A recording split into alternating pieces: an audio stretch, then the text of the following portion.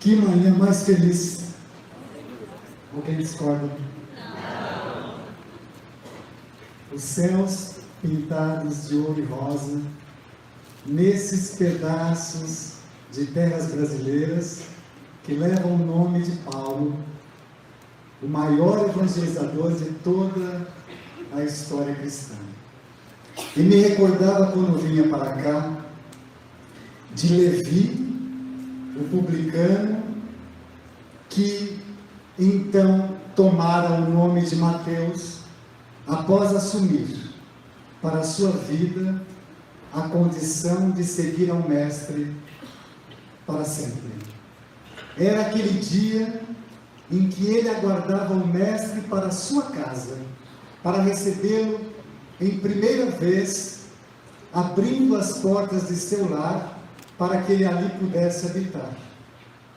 E aquela ansiedade que o tomava era imensa. Ficava aguardando e monitorando cada minuto do relógio, até que então subira ao telhado de sua casa, para avistar ao longe aquela embarcação, e conseguiu divisar um vulto em que uma túnica vinitente e cabelos que reluziam ao astro-rei se aproximavam. Era uma multidão que se aglomerava na praia. Parece até uma multidão que eu estou vendo hoje. Até que então, após todo aquele trajeto, ele abre as portas de sua casa e diz: sede bem-vindo, Senhor.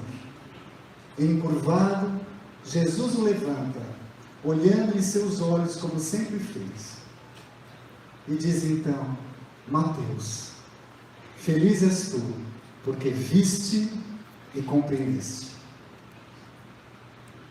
Hoje nós temos aqui alguém que nos auxilia de maneira singular, a que nós, apesar de estarmos numa das casas dele, que é nosso Senhor e Mestre, para que nós possamos enxergar com mais nitidez e para que nós possamos ouvi-lo com mais clareza, para que nós não só nos sintamos embevecidos com as maravilhas que acontecem não só aqui, mas em todas as casas onde ele estende as suas mãos luminosas para reerguer a todos os caídos.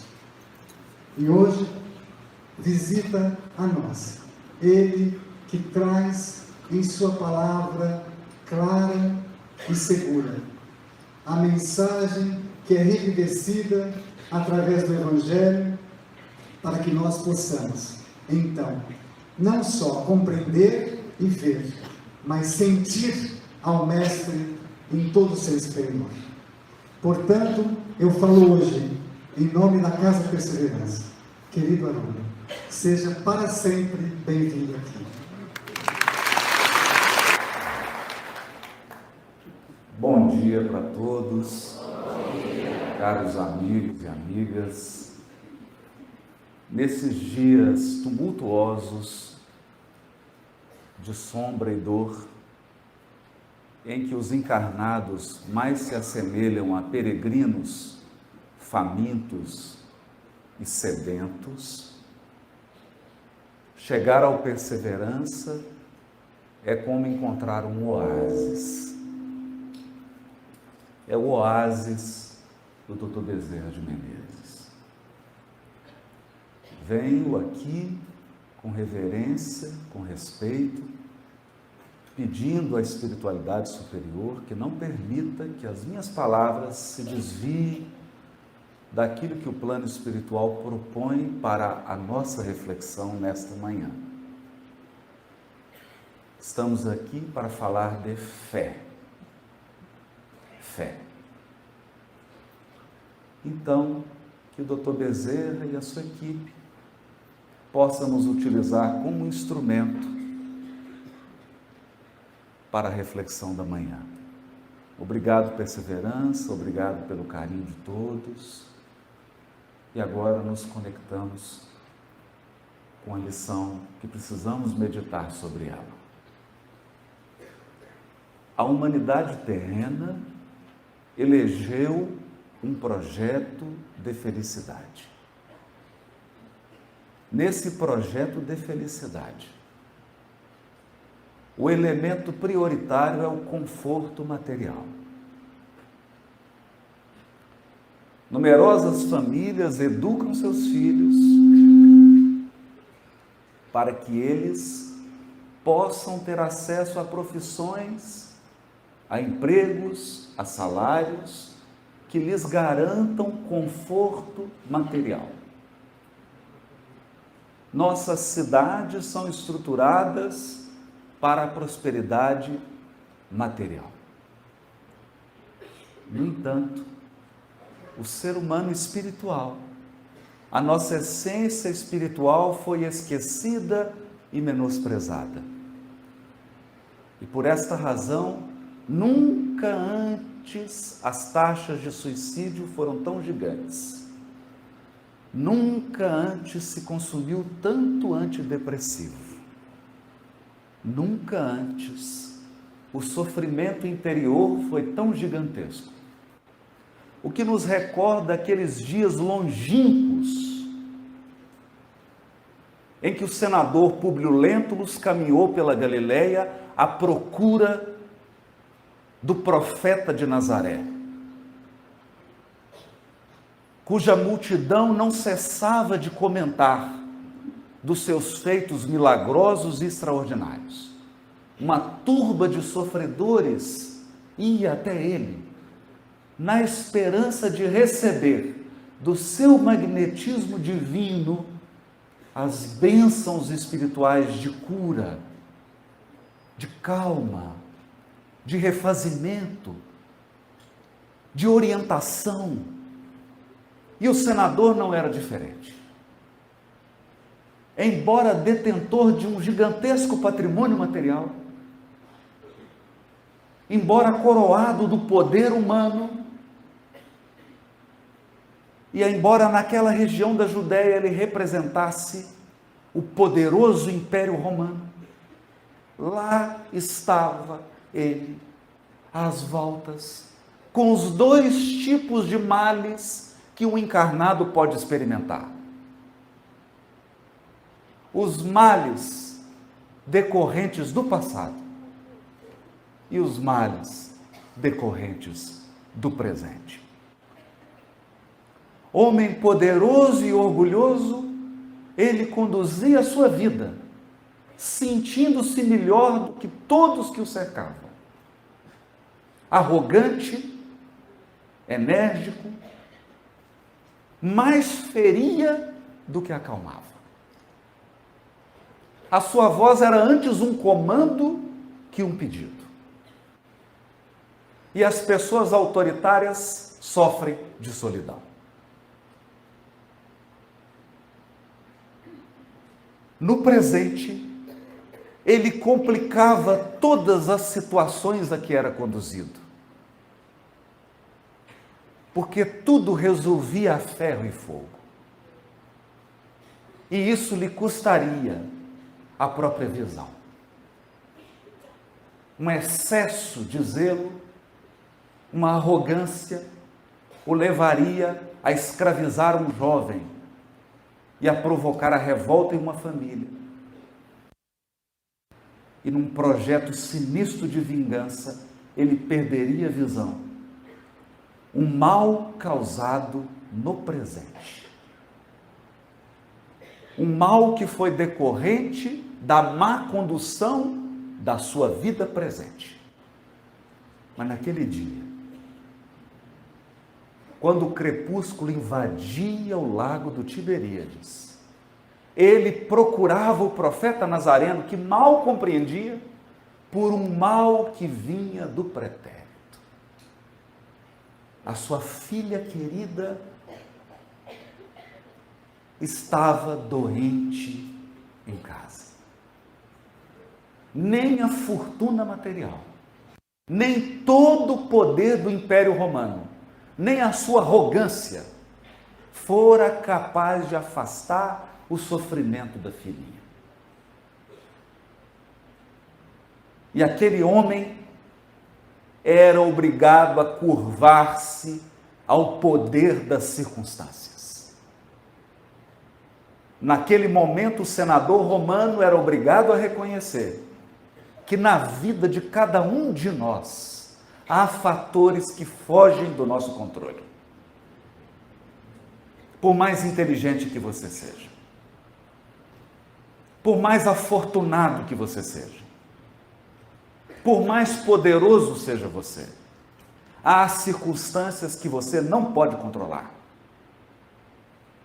E essas circunstâncias, muitas vezes, nos faz derramar lágrimas quentes e dolorosas. Quando ele procura o mestre Galileu, escuta dele as seguintes palavras: Senador, por que me procuras? Por quê? Por que você veio aqui hoje ao Perseverança? O que você veio procurar aqui hoje? Você está buscando o quê?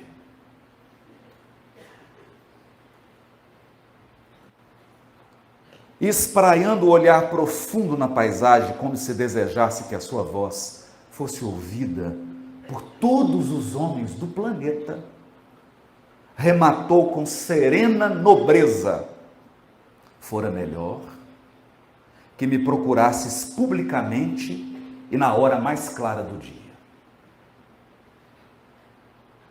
para que pudesses adquirir de uma vez só e para toda a vida. De uma vez só e para toda a vida. Porque de uma vez só é agora. É aproveitar o agora. E para toda a vida é guardar a dádiva recebida. Nós viemos aqui hoje para adquirir de uma vez só e para toda a vida a lição da fé. Que Deus nos proteja. Adquirir de uma vez só e para toda a vida a lição sublime da fé e da humildade. Lição sublime da fé e da humildade. Mas eu não vim ao mundo para derrogar as leis supremas da natureza, e venho ao encontro do teu coração desfalecido. Por quê? Por que esperar que as pernas estejam bambas, que nós não tenhamos mais força para caminhar, para receber a lição que o alto está preparado para nos dar?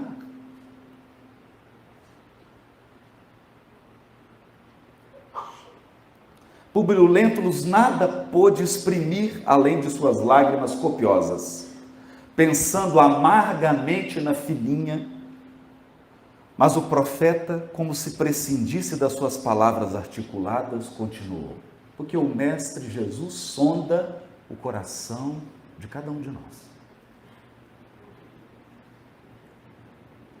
E disse a ele: sim, não venho buscar o homem de estado superficial e orgulhoso. O homem de estado superficial e orgulhoso. Não é essa criatura que Jesus espera que sejamos. E a maior tragédia do Brasil não é corrupção, economia e política. É o povo brasileiro ter se tornado superficial e orgulhoso.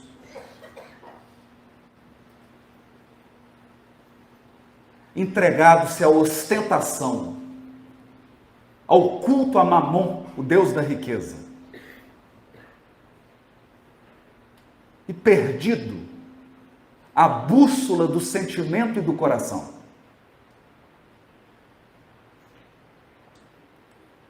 quando desviamos o roteiro da nossa vida com tal intensidade, só há dor para nos conduzir novamente ao caminho. Bendita a dor que assola o Brasil, porque ela vai nos devolver a nossa dignidade, a nossa profundidade de sentimento, o nosso caráter.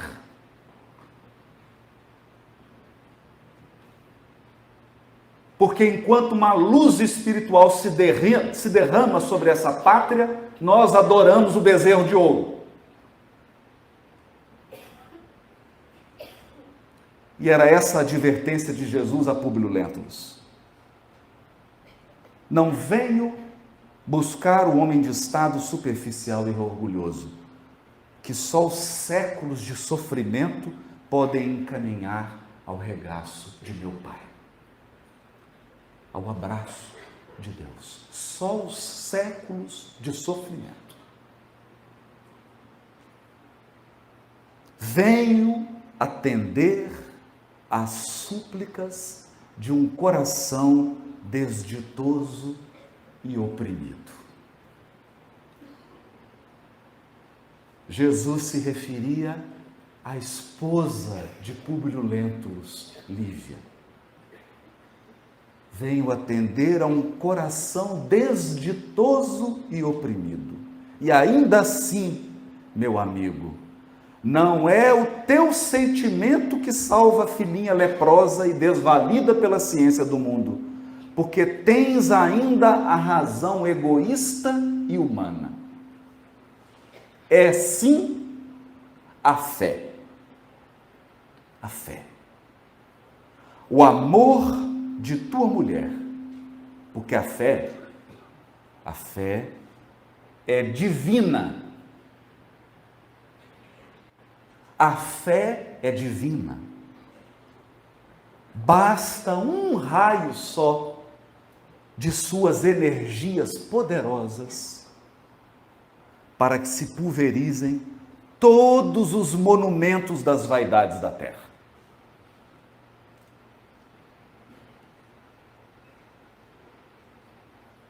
Mas, se a fé é essa luz que nunca se acaba, se a fé é esse poder que nada pode se opor, ela reclama o fio condutor, a nossa confiança. E é sobre isso que queremos falar esta manhã. A própria palavra fé foi desvirtuada nas traduções da Bíblia. E se você perguntar para 10 pessoas, 9,5 vão responder que fé é acreditar. Acreditar. Acreditar. Você imagina deitado numa mesa de cirurgia e você pergunta para o médico, você tem coragem de perguntar: doutor, você acredita nessa cirurgia? Imagine se ele disser não.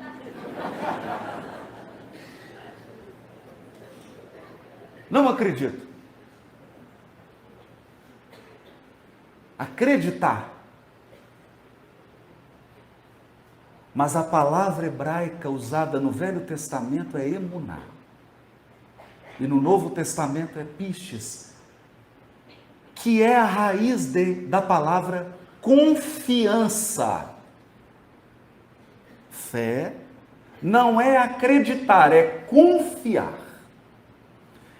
Então o piloto entra na aeronave, segue todos os protocolos, recebe todos os comandos da torre de comando, e depois de realizado todos os procedimentos, ele confia que a aeronave vai subir. E subiu mesmo, eu cheguei aqui. Espero voltar. Então você confia.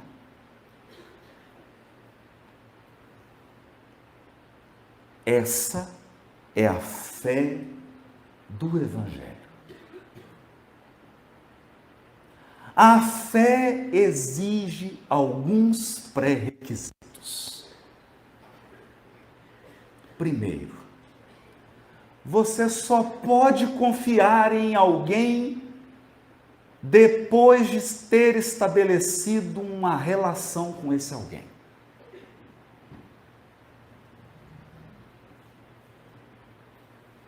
Como que você confia num estranho? Alguém que você não tem referência, que você nunca ouviu falar, alguém com quem você nunca conversou, alguém com quem você nunca se relacionou. A fé exige uma relação anterior. Portanto, para desenvolver fé em Deus, é preciso criar um relacionamento com Deus.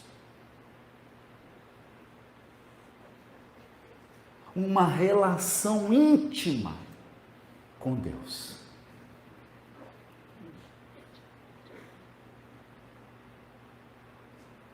Segundo requisito da fé.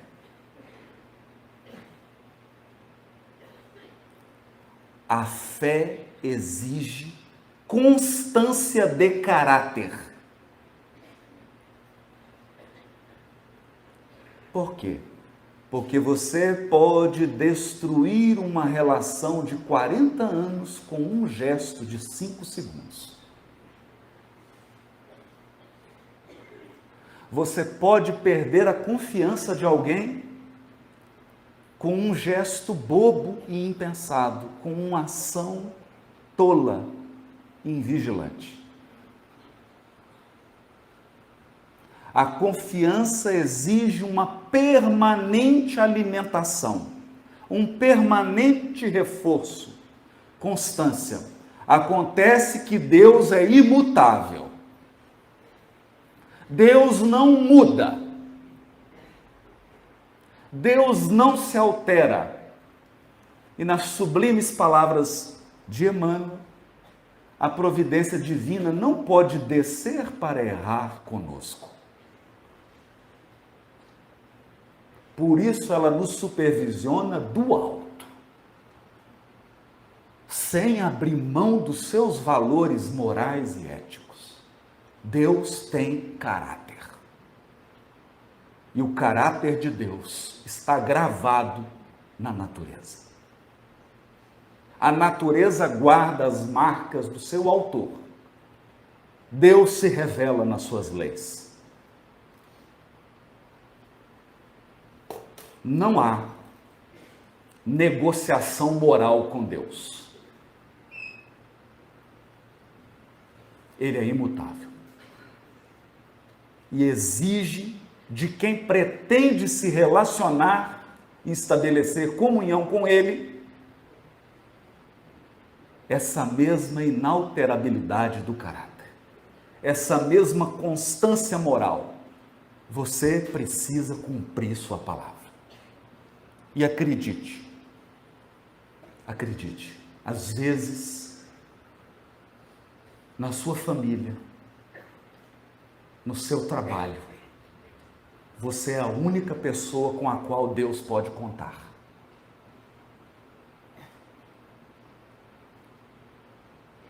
Talvez você seja a única com a qual Ele possa contar.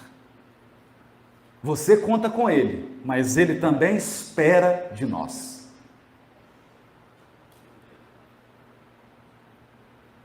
Nessa relação de confiança e comunhão,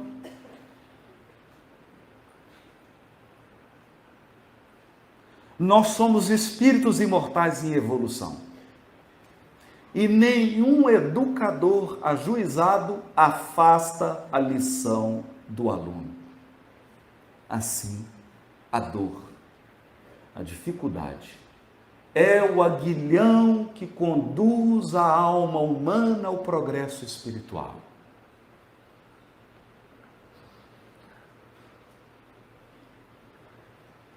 Certa vez alguém se queixava para o Chico dos inúmeros sofrimentos e das dificuldades, e o Chico pegou na mão da pessoa e disse: meu filho, se a vida for muito doce, dá diabetes. Tem que ter um pouquinho de amargo. tem que ter um pouquinho de dificuldade, precisa alguma coisa para que haja crescimento. As dificuldades e os problemas aprimoram a nossa fortaleza interior. Por isso que Paulo irá dizer, em Coríntios e em Gálatas, a tribulação produz fortaleza. Produz fortaleza.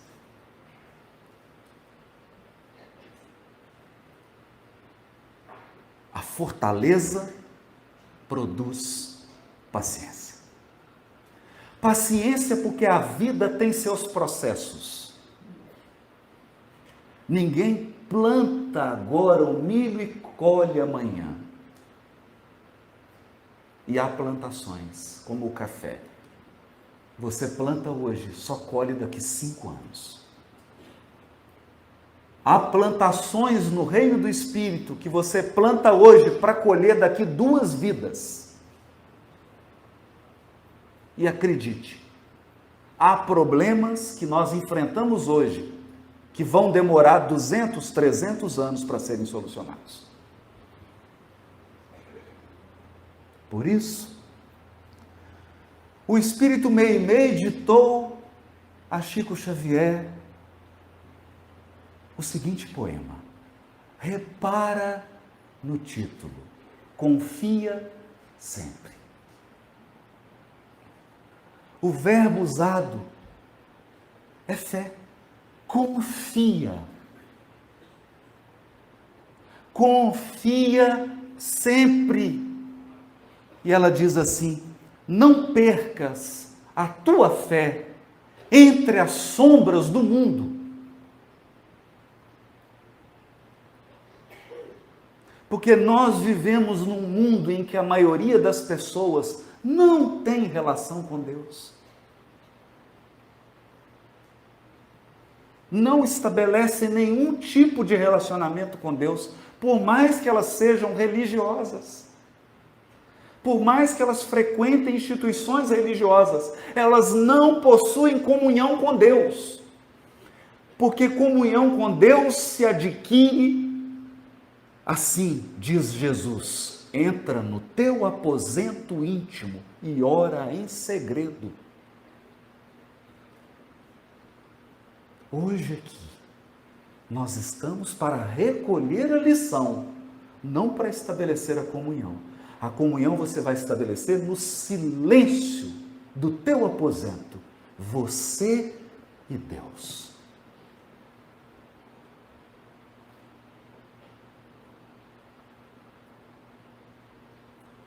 Num mundo em que nós preferimos confiar no ser humano que é falível, que é frágil, não há de se admirar que seja um mundo de sombras. Não percas a tua fé entre as sombras do mundo. Ainda que teus pés estejam sangrando, segue para frente. Ainda que teus pés estejam sangrando, segue, erguendo a fé, por luz celeste, acima de ti mesmo. Porque a fé é um sol, você não vai poder tocá-la.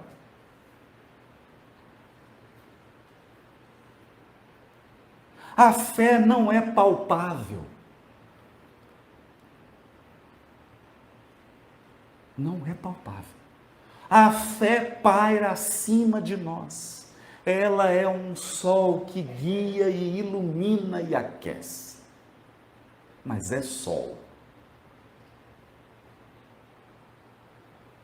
Crê e trabalha.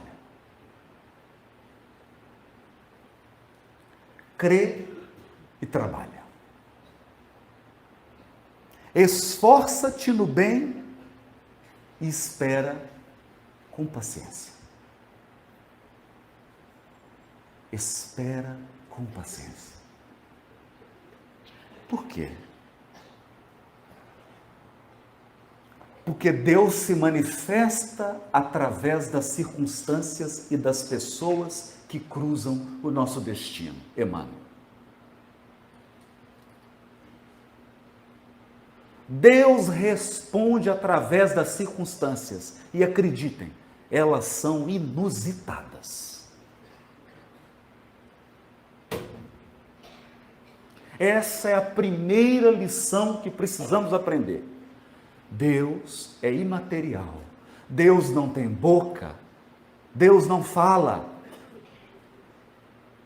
Deus se revela. E mais, ele se manifesta baixinho.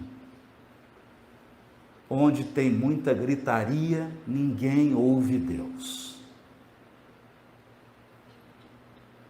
Ele é silencioso. Ele age de maneira tão silenciosa e tão delicada que às vezes você chega a acreditar que não foi ele.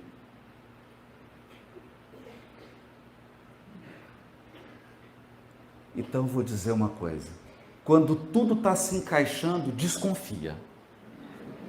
É Deus que está juntando as peças. Outra coisa, você não pode prever os corações que Deus colocará no seu caminho. Eu já vi criaturas com 80 anos de idade recebem um netinho, uma netinha que vão mudar a sua encarnação.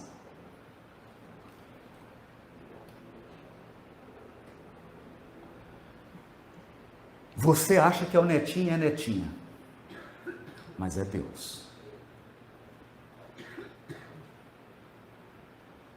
Então,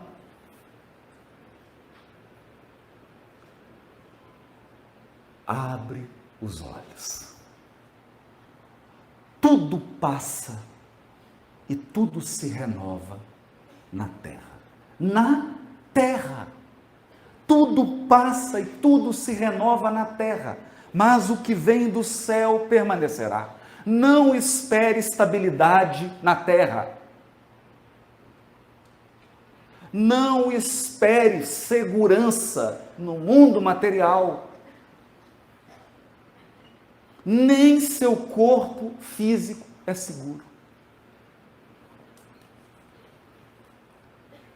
Vai ter uma hora que ele vai te decepcionar.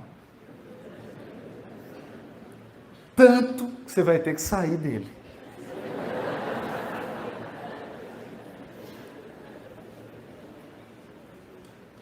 Só o que vem do céu permanece.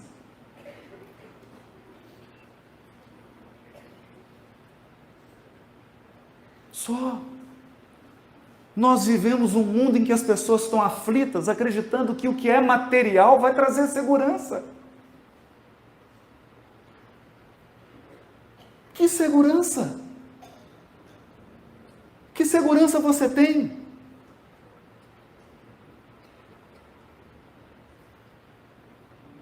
Que segurança? Você está aí acreditando que está seguro porque tem X reais na sua conta corrente? Você pode morrer hoje 4 horas da tarde. E aí? Sua economia vai ser para pagar o velório. E você achou que tinha segurança. O que vem do céu permanece. Por quê? Porque Deus não muda. De todos os infelizes, os mais desditosos são os que perderam a confiança em Deus e em si mesmos. Confiança em Deus e em si mesmo. Porque lembrem, é um relacionamento. Não há relacionamento saudável entre pessoas que não confiam no outro e em si mesmas. Se você quer ter um relacionamento saudável, você precisa confiar em você. Dê um voto de confiança a você mesmo. E confie no outro. Com Deus também. Você precisa confiar em Deus, mas precisa confiar em você. De todos os infelizes, os mais desditosos, são os que perderam a confiança em Deus e em si mesmos. Porque o maior infortúnio é sofrer a privação da fé e prosseguir vivendo.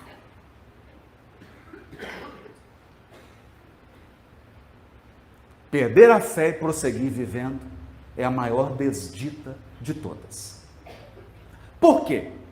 Porque você vai experimentar solidão, mas nunca desamparo, se tiver fé. Você vai experimentar a dor, mas nunca a ausência de consolação, se tiver fé. Você vai experimentar o espinho, mas nunca será privado do aroma da rosa. Mas se você perder a confiança, você será tomado pelo desespero. Desespero. Desespero, desamparo, é a pior coisa que um ser humano pode sentir. O desespero e o desamparo fazem com que você perca a vontade de viver.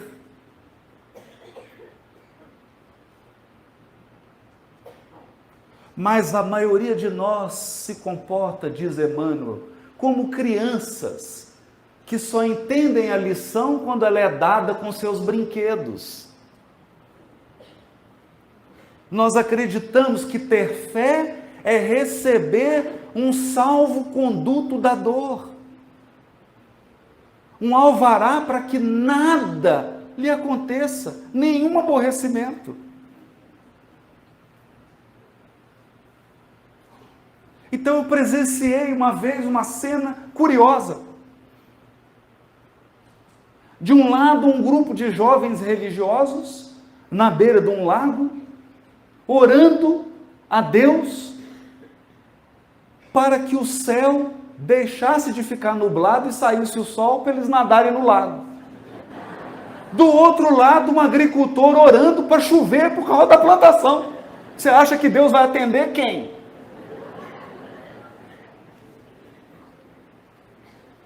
O agricultor. O agricultor. Confiança em Deus não é imunidade. Confiança em Deus é consolação. É esperança. Você sofre calado porque sabe que a dor tem data de validade.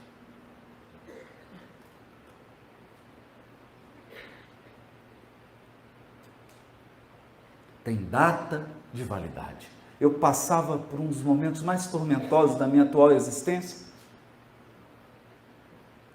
E uma médium que eu nunca tinha visto na minha vida começou, era o primeiro dia que ela chegou no grupo que eu frequento.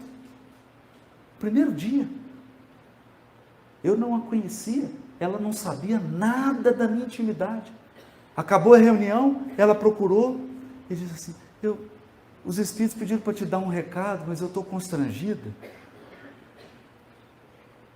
Eu falei: se eles pediram para te dar um recado, dê o recado. Que o médium é um carteiro. Se ele não entrega a carta, ele não cumpriu o seu dever. Entrega a carta. Eu vou ler. Ler e examinar compete a mim, a você compete entregar. Então eles pediram para te dizer que todo sofrimento tem data para acabar.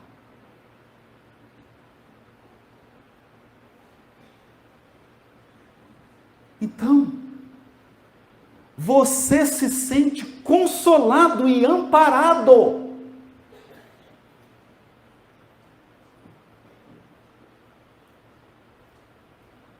Chega um momento em que a sua fé está tão forte que você começa a fazer degustação de espinho. Deixa eu ver. Esse aqui dói, não? Esse aqui dói menos. Degustação de espinho só para sentir o aroma do amparo espiritual. Porque quando você está aqui derramando uma lágrima, tem uma multidão de espíritos te abraçando, te amparando. Não para que o espinho saia, porque se tirar o espinho, você volta a cometer as barbaridades que você vem cometendo há séculos.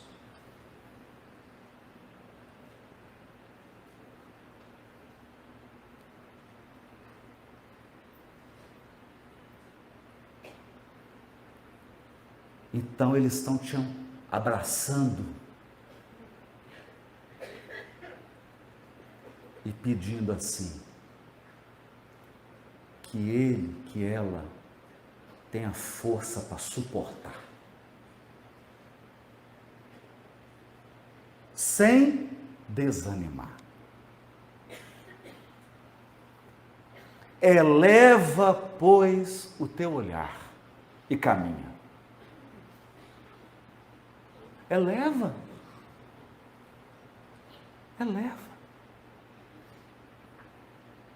Primeira vez que eu fui a Santos, a estrada de Santos, eu ouvi as músicas do Roberto, aí vi aquele nevoeiro, não enxergava nada, eu falei, tem uma coisa errada. Essa é a estrada? Mas aí você eleva o teu olhar, porque se você não elevar o olhar, você não chega na praia. Você não vai ver. Não se prenda a detalhes da jornada, porque senão você não enxergará o destino. Eleva, pois, o teu olhar e caminha, luta e serve, aprende e adianta-te, brilha a alvorada além da noite. Hoje é possível que a tempestade te amarfanhe o coração e te atormente o ideal. Atormente o ideal, aguilhoando-te com a aflição ou ameaçando-te com a morte. Não te esqueças, porém, de que amanhã será outro dia. Meus irmãos,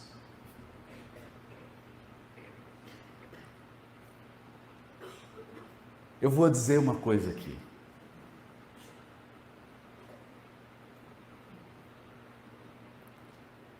Porque hoje eu posso falar. Depois de passar por todas essas dores, eu encontrei um amigo que era pastor evangélico, que acompanhou tudo. Ele pôs as mãos nos meus ombros e disse assim: agora as tuas palavras têm peso.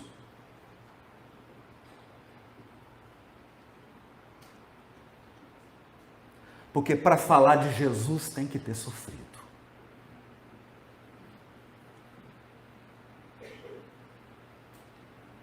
E eu não sei a circunstância que você está vivendo hoje. Eu não sei a dor que você está atravessando agora. Eu não sei qual é a gravidade do problema, mas eu vou te dizer uma coisa. Você não sabe também como será amanhã.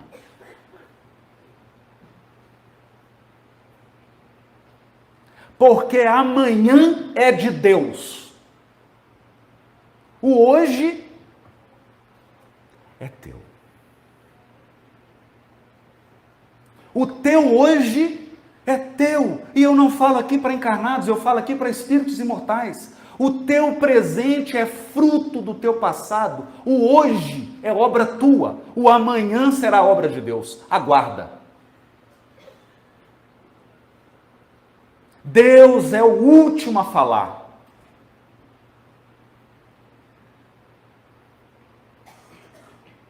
Por quê? Porque Ele não concorre com a nossa vaidade, com a nossa arrogância.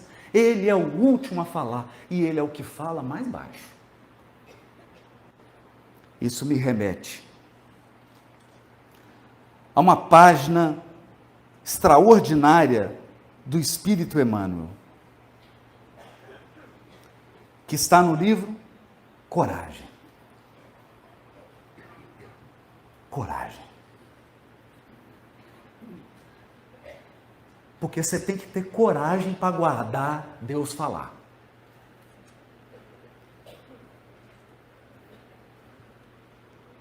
Esperar Ele se manifestar na sua vida.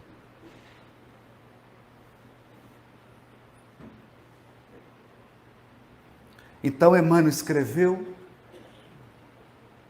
uma página chamada Oração e Atenção.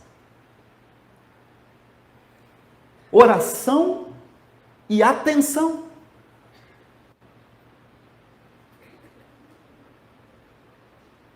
Porque na oração você recebe os carinhos de Deus. Na oração, você desabafa com Deus. Houve um tempo. Eu vou dizer uma coisa aqui. A maioria dos espíritas não sabe rezar.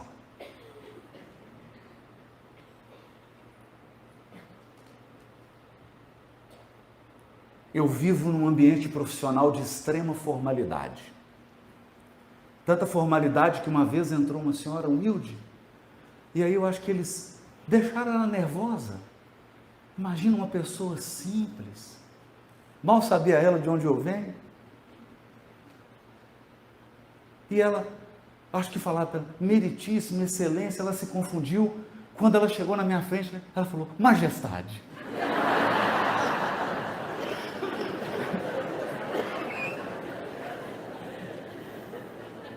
Então eu ri, ela descontraiu, eu falei, não precisa isso tudo, né? Aí a senhora foi demais, sabe? Né? E brinquei, e ela relaxou, e a gente ora com Deus assim.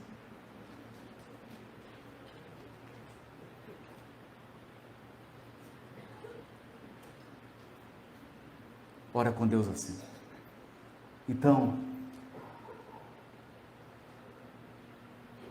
quem construiu um relacionamento, como é que você conversa com a sua esposa, com o seu marido? Quando vocês estão bem, né? Bem, tá ótimo. Meu amor, não é assim? Essa é a nossa conversa com Deus. Essa é a conversa.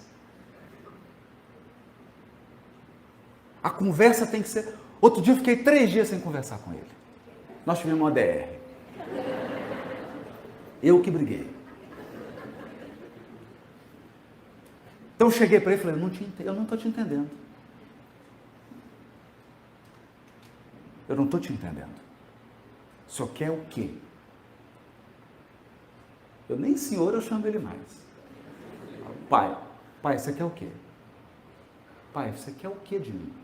Mostra para mim de modo que eu possa perceber.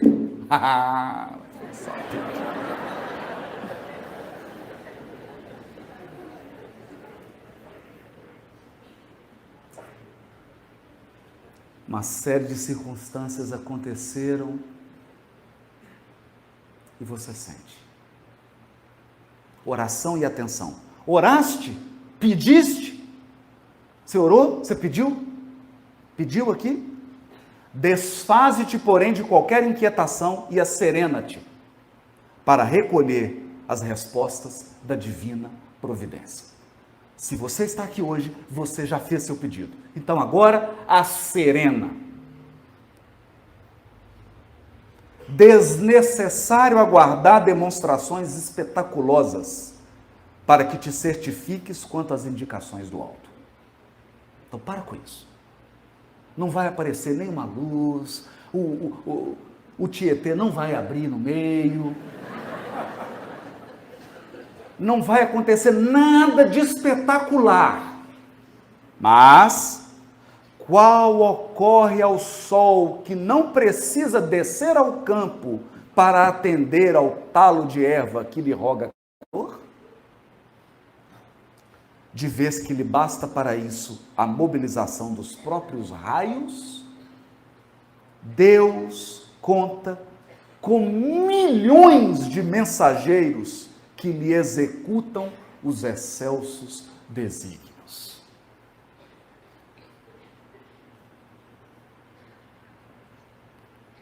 Você fez o pedido? Então agora, ora e pede. Em seguida, presta atenção. É aqui que eu digo que a gente não sabe orar. Não é que você não sabe chegar lá e falar, pedir não sabemos. Né? Meus pedidos agora tem número. É assim, 1.1, 1.1.2, porque eu desdobro o pedido. Já aprendi também. Não faça pedido genérico. quê? Certa vez perguntaram a um grande sábio: ora, se Deus conhece todos os nossos pensamentos, se Deus conhece todos os nossos sentimentos, se Deus conhece tudo da nossa vida, para que pedir? Ele já sabe. E aí o sábio respondeu: nós não oramos para informar nada a Deus. Nós oramos para educar o desejo.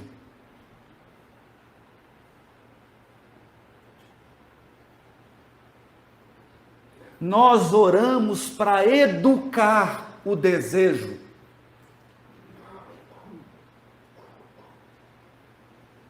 Então você pede: pai, eu quero isso. E a resposta vem: não.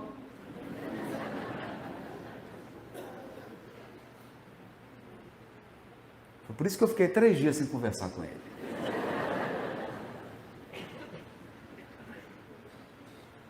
E aí ele me demonstrou que seria o pior. Se ele dissesse o sim, seria o pior. A ponto do grande dramaturgo Oscar Wilde, grande escritor, radicado nos Estados Unidos, ter escrito: se você quiser destruir uma pessoa, realize todos os desejos dela.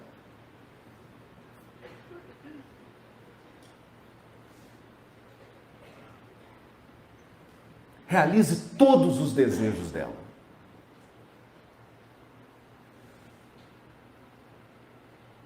Não é? Então, ora e pede, mas em seguida, presta atenção. Algo virá. Algo virá. Você orou hoje aqui no Perseverança? Então, presta atenção. Algo virá. É Emmanuel que está dizendo. Algo virá. Por alguém ou por intermédio de alguma coisa. Por alguém ou por intermédio de alguma coisa. Coisa significa circunstância. Algo virá. Só que você tem que estar prestando atenção. A partir de agora, você tem que andar assim, ó.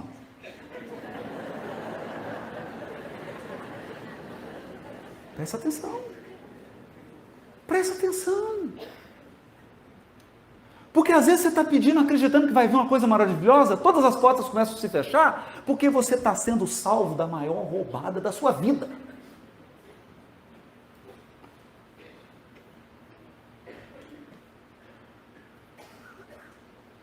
Muitas vezes nós caminhamos como zebras tontas para a boca do leão.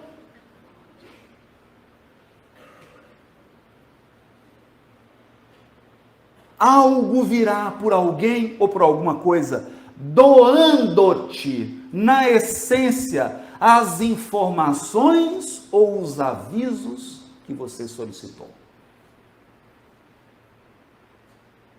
Informações e avisos que você precisa. Os sinais, porque, lembra? É uma relação de confiança. Então não adianta você sentar no sofá, esticar, pegar uma xícara de café e achar que Deus vai vir te servir, te atender, como se ele fosse uma babá.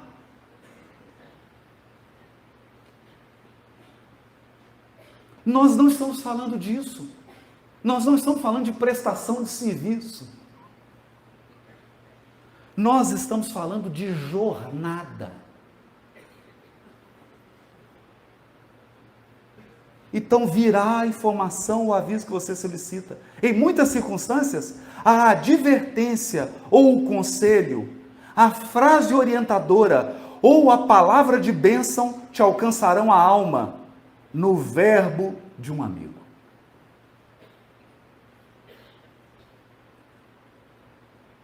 Presta atenção.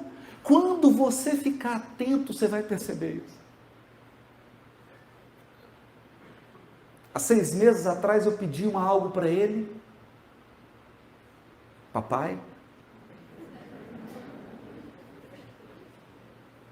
passou um tempo, chegou um senhor, humilde, pessoa olhadora, cabelos brancos, pessoa sem nenhuma instrução formal, me disse uma frase. Uma frase. Essa frase era a peça que faltava para o meu raciocínio.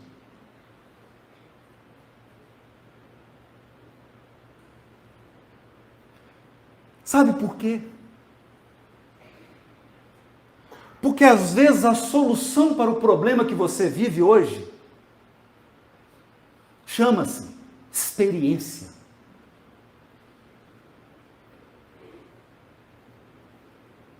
Não é o que você está vivendo, é a falta de experiência com o que você está vivendo.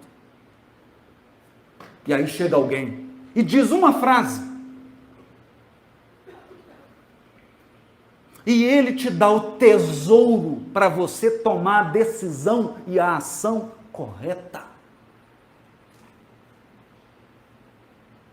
Então isso pode vir pelo verbo de um amigo, pela página de um livro, por uma nota singela da imprensa e até mesmo num simples cartaz que te cruze o caminho. Essa aqui é ótima. Eu vinha voltando do fórum e era o 3º dia da DR, que eu estava de mal. Então, e eu não falava nada, não falava nem o nome dele. Eu parei no sinal, tinha um carro com adesivo assim, Jesus te ama.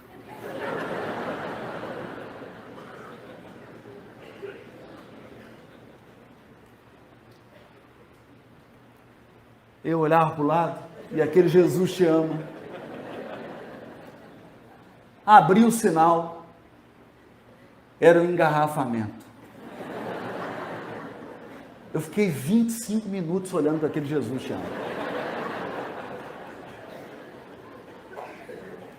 Eu falei, só pode ser uma brincadeira. Mas era mesmo. Era mesmo. Porque você quer construir relação com Deus? Então permita que Ele haja na sua vida. Permita que Deus haja na sua vida.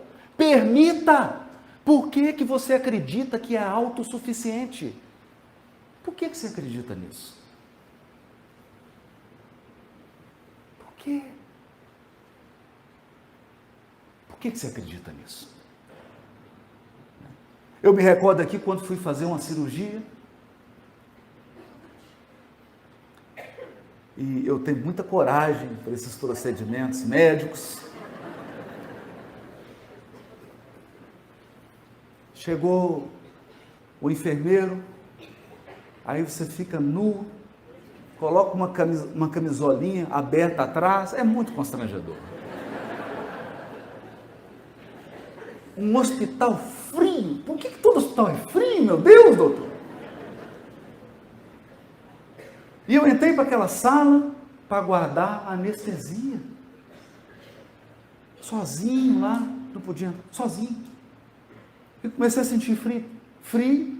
E aí, como eu já estava tremendo de medo mesmo, aproveitei o frio e tremi de frio e de medo. Entrou um anestesista, uma cara fechada. E ela disse, eu sou sua anestesista. Eu falei, nossa Senhora.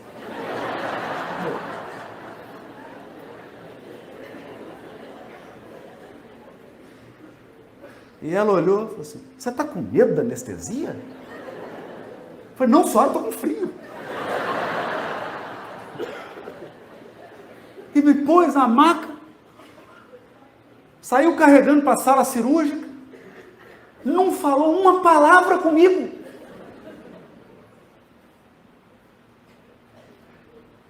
Eu só orei e falei: Chico, pelo amor de Deus, Chico, pelo menos me recebe aí do outro lado. E aí eu tremia, ela deixou naquela 15 minutos na sala de cirurgia, ninguém. Eu falei: gente, é hoje, eu estou com essa sensação, é hoje. Aí chegou uma senhora,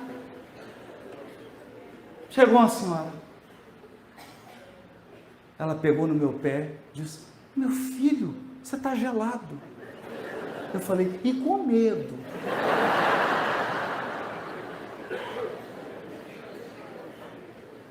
Aí ela pegou um cobertorzinho, cobriu meus pés e disse assim: a anestesista é brava, né?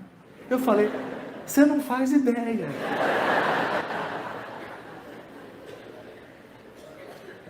Aí ela pegou na minha mão e disse assim: eu vou ficar o tempo todo do seu lado.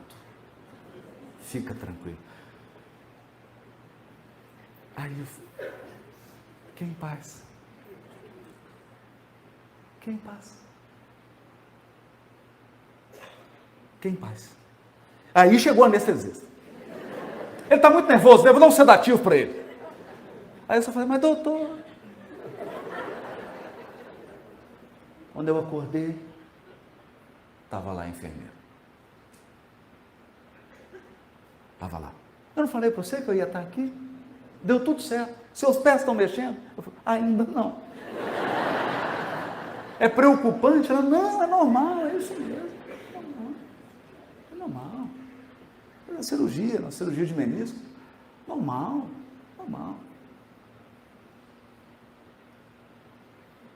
Então, vem,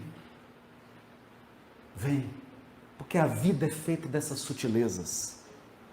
Mais que isso, as respostas do Senhor às tuas necessidades e petições, muitas vezes te buscam através dos próprios sentimentos a te subirem do coração ao cérebro, ou dos próprios raciocínios a te descerem do cérebro ao coração. Deixa eu te dizer por quê. Capítulo 30 do livro Fonte Viva. Porque também o espírito imortal tem o gene da divindade. Nós estamos em Deus, tanto quanto Deus está em nós.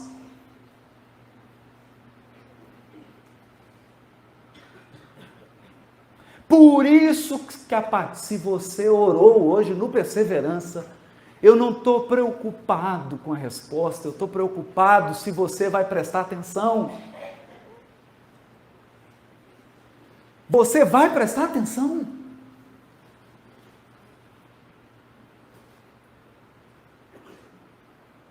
Vai. Porque pode ser que amanhã você seja tomado de um sentimento, e essa é a resposta, é Deus falando com você. Não tem nada de mágico e místico nisso. A linguagem de Deus é dos sentimentos e das ideias.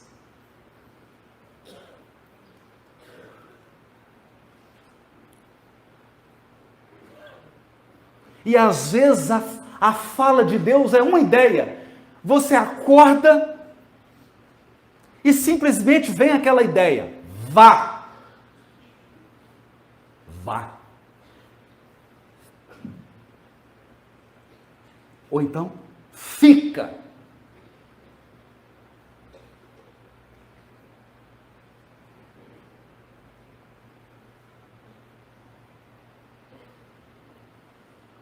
Ou de um sentimento de plenitude e compreensão.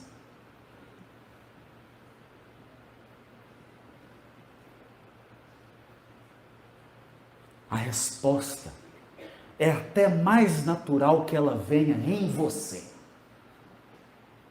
Se você começar... Agora nós vivemos numa sociedade, num mundo em que ninguém presta atenção em sentimento, porque nós menosprezamos os sentimentos.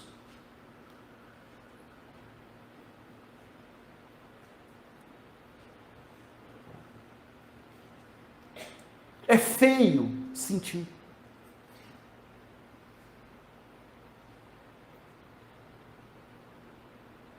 Aí fica difícil. Então, muitas vezes, a circunstância exterior que vai ocorrer é só para confirmar o que você sentiu. E presta atenção, quando Deus fala, Ele fala de 10 maneiras diferentes. É um quebra-cabeça e você vai ter que juntar as peças.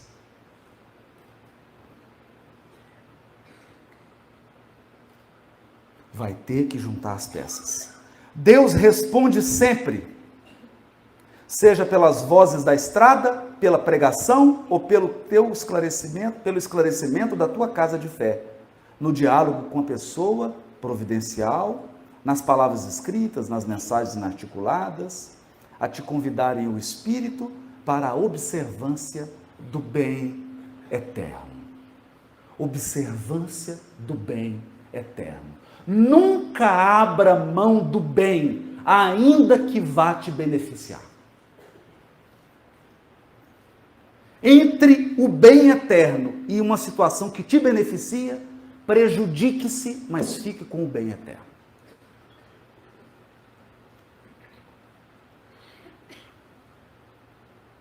Porque aqui hoje há milhares de seres vitoriosos que já venceram muitas vezes na terra e por isso fracassaram no espírito.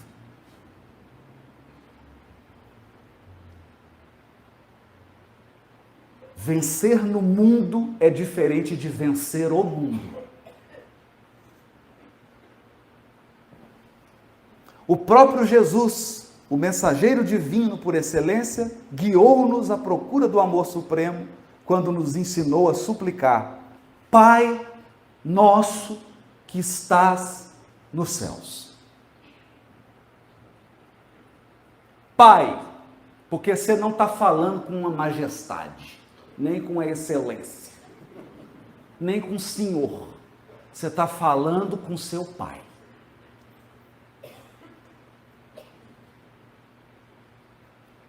Agora lembra, Ele não é só Pai seu, é nosso.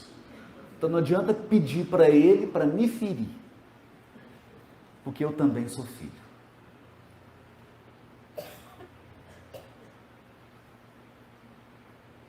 E não existe pai ou mãe conscientes que para atender um filho prejudica o outro. É Pai nosso. E Ele está no céu. Significa que Deus não está no seu problema. Deus é maior que o seu problema.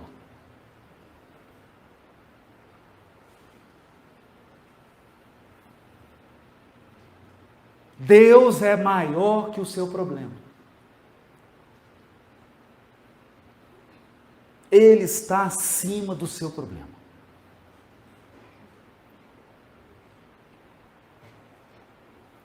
Santificado seja teu nome, venha a nós o teu reino, seja feita a tua vontade, assim na terra como nos céus. E dando ênfase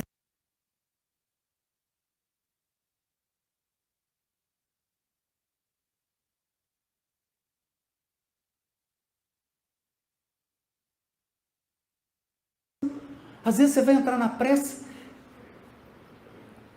Eu vou dizer uma coisa. Hoje, eu troco um sentimento por $1 milhão, hein? Se você me der $1 milhão, eu troco por um sentimento. Sabe por quê? Porque eu já vi muita gente suicidando com $1 milhão na conta.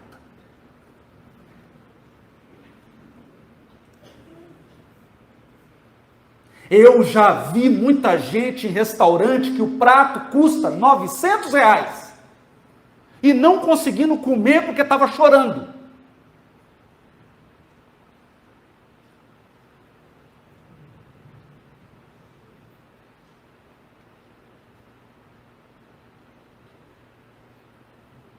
Então eu peço a Deus sentimento, o sentimento de gratidão. Porque quem tem gratidão sabe somar, quem não tem só divide, só diminui.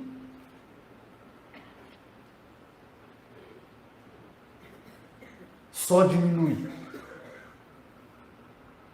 Eu peço a Deus alegria. Eu peço a Deus amor. Eu peço a Deus compreensão. Por falta de compreensão, você pode colocar a sua encarnação a perder. Então, tudo que você precisa pode ser um sentimento, e esse sentimento vai ser dado a você na hora de você orar. Então, pelo amor de Deus, ora com reverência e presta atenção. Então, Jesus recomendou-nos escolher um lugar íntimo para o serviço da prece, enquanto ele mesmo demandava a solidão para comungar com a infinita sabedoria. Comungar, comunhão, comunhão. Todo mundo aqui já viveu comunhão. Sabe o que é comunhão? Comunhão é quando você olha para uma pessoa e o olhar dela, você já está em paz, não precisa ser dito nada.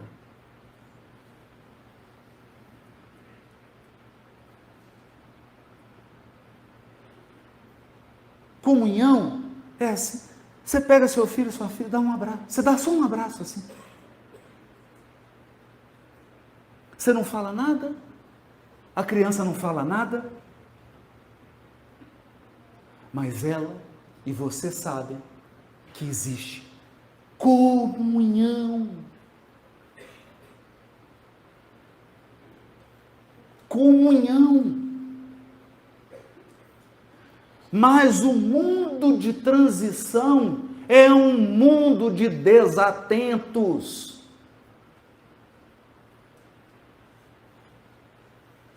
Só existe transição planetária porque um plano foi orquestrado para que ninguém tenha atenção. Tudo é feito para nos distrair a cada 5 segundos. Por quê? Porque uma pessoa desatenta é a causa da própria ruína.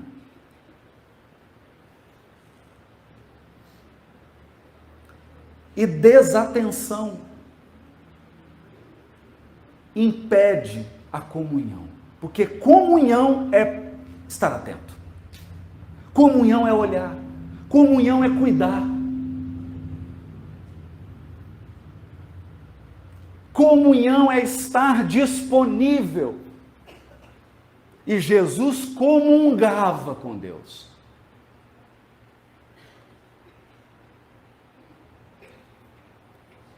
Recordemos o Divino Mestre e estejamos convencidos de que Deus nos atende constantemente.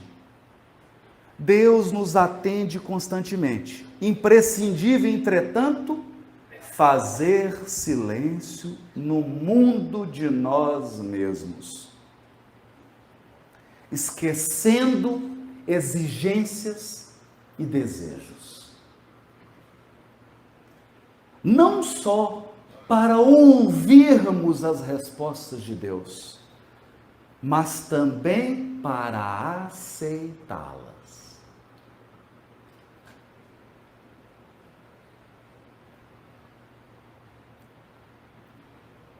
Reconhecendo que, antes de ler essa frase para encerrar, por que isso?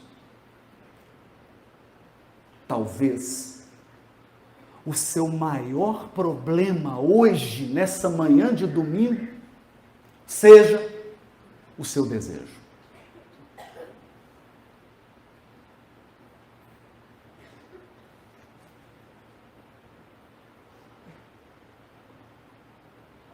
Talvez. Por isso que essa comunhão com Deus, orar, pedir, prestar atenção e aceitar é difícil, porque pode ser que você tenha que abrir mão do seu capricho, do seu desejo. Porque é isso que está te destruindo.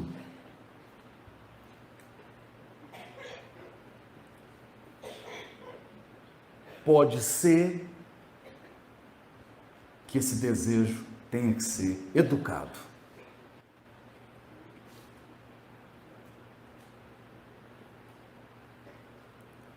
Por isso, eu tenho acrescentado no Pai Nosso: livrai-nos do mal, livrai-me de mim mesmo.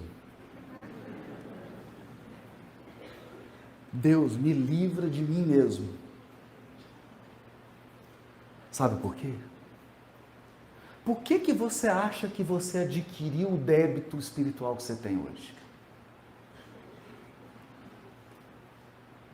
Por que você acha que você tem o karma que você tem hoje? Sabe por quê? Porque você satisfez a um desejo seu.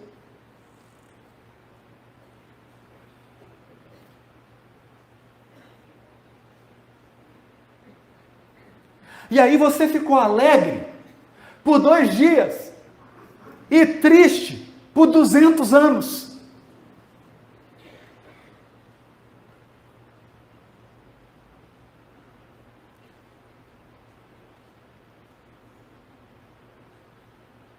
Foi o desejo.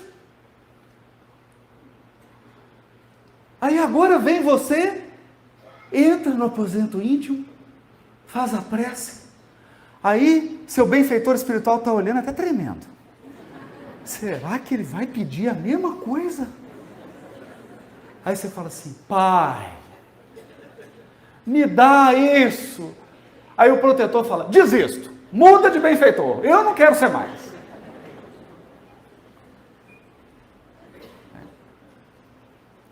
Reconhecendo que as respostas do alto são sempre em nosso favor. As respostas do alto são sempre em nosso favor, embora às vezes, no momento, pareçam contra nós. Deus sempre vai atender em seu favor. E é por isso que eu fiquei 3 dias sem conversar com ele. Porque pode ser que no momento pareça que é contra você. Mas acredite, me dê esse voto de confiança. É contra o seu desejo, mas é em seu favor. Se Deus disser não, é contra seu desejo, mas é em seu favor. Se Ele disser sim, você desejou certo. Então, no fundo, nós precisamos educar o querer. Aprender a desejar em nosso próprio proveito espiritual, não em nosso prejuízo. Então eu tenho certeza, a palestra acabou.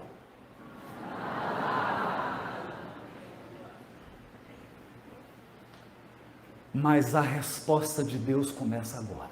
Se é que ela já não veio. Se é que ela já não veio em você. Pode ser que agora você esteja com um sentimento que é a resposta para o seu problema. Eu sei, é estranho no início.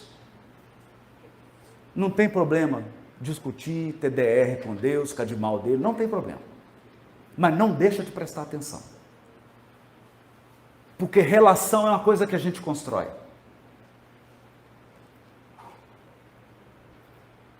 E eu tenho certeza que confiando em Deus, você vai entender que a sua vida é única. A sua vida é única.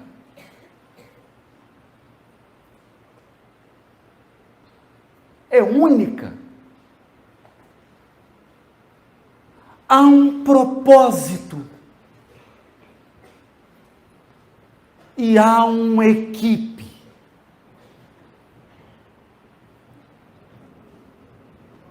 Queira bem. Muito obrigado.